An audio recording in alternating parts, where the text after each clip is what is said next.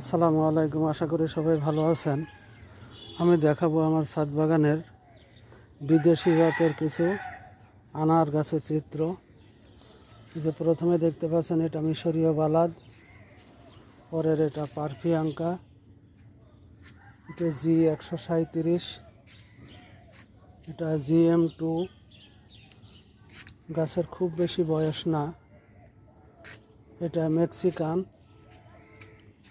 এটা জাফরান, এটি করসতো ভাওয়া, এটা থাই,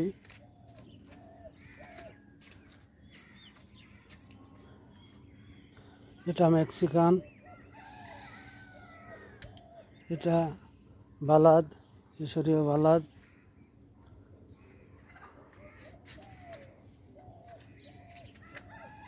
এটা G137, এটা GM2,